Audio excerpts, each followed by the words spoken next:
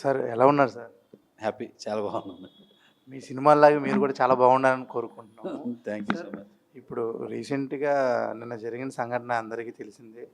మీకు ఆయనకి ఏమైనా అనుబంధం ఉందా కోట శ్రీనివాసరావు? కోటా శ్రీనివాసరావు గారితో నేను కో డైరెక్టర్గా చేసిన సినిమాలు ఉన్నాయి. అలాగే నా సినిమాలు నా డైరెక్షన్లో 3 సినిమాలు చేశాడు.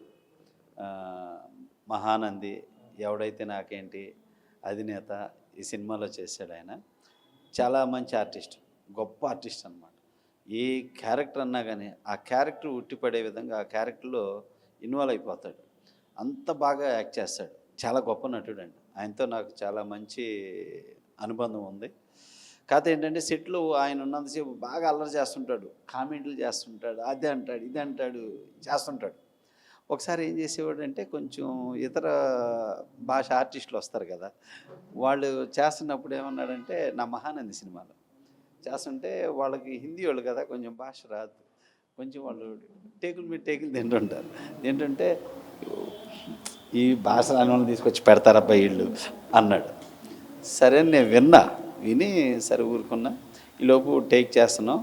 టేక్ అన్నాం, కోట అండ్ మిగతా ఆర్టిస్టులు వీళ్ళు చేస్తున్నారు. వాళ్ళందరూ బాగా టక్కన టేక్లో చెప్పారు, కోట దొబ్బేసాడు. కొట్టేసరికి అప్పుడు కోట ఒకటే అన్నా, మా భాష రాక వాడు తింటుంటే భాష వచ్చి నువ్వు తిన్నావు కదా, వాడిని ఎత్తి పొడుస్తావా అని చెప్పేసి అనేసరికి ఫీల్ అయిపోయి అమ్మో సముద్రాన్ని ఇంత మాట అన్నాడు అని చెప్పేసి ఒక వారం రోజులు అయితే నా బుర్ర తినేసాడు. అట్లాగా బతికున్నప్పుడు కూడా అదే ఫైట్.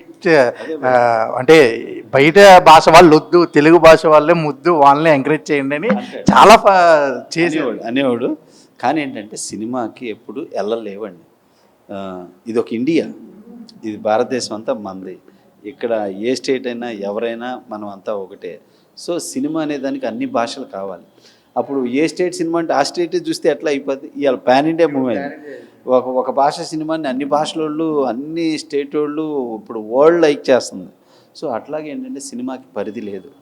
అలాగా సో అందరూ కావాలి, సినిమాకి అందరూ కావాలి, మనకు అందరూ కావాలి. సో అందుకని ఏంటంటే అలాంటి బ్యూటిఫుల్ ఆర్టిస్ట్, గొప్ప ఆర్టిస్ట్ మిస్ అయినందుకు నిజంగా చాలా బాధగా ఉంది. కానీ కోట బాబాయ్ ఎక్కడున్నా ఆయన ఆత్మ శాంతించాలని మనస్ఫూర్తిగా కోరుకుంటున్నాను. Thank you so much.